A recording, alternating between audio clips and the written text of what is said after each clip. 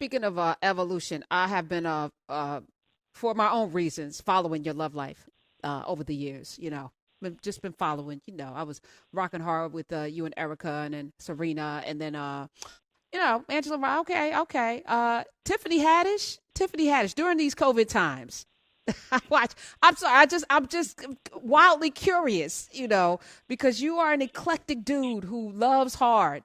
Please, first of all, how are you and Tiffany? How are you guys doing? We're doing wonderful, man. She is a really incredible human being, and the more I get to know her, I just see how dynamic she is as a person, how intelligent, how selfless she is, how she stands up in Hollywood for Black women.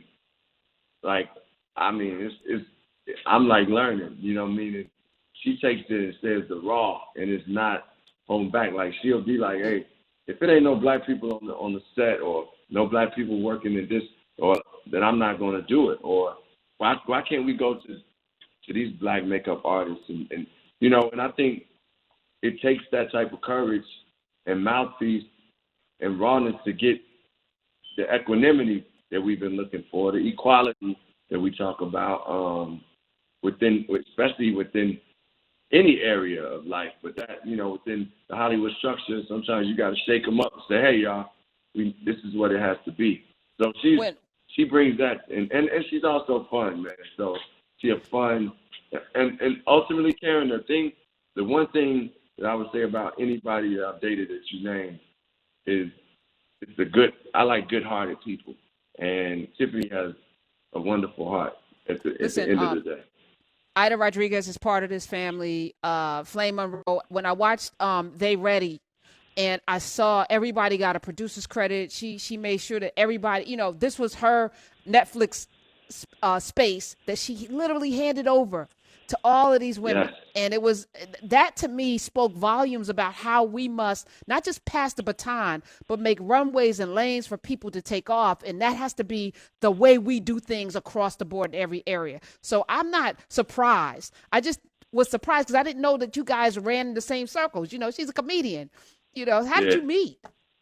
Well, we honestly don't run in the same circles too much, but we met. The first time I met Tiffany was she came to an Oscar event that I had hosted, and we're honoring different people like Regina King, and I think that year Regina King and Daniel Kaluuya, who's played in Queen and Slim and Get Out. So anyway, she was there and was real cool. I didn't try to talk, try to date her or anything. It was just cool. Then we worked on a film together, and at that time I definitely was like, hey, what's up? How you doing? She was like, nah, we good. We friends. And I was like, cool. We just became friends.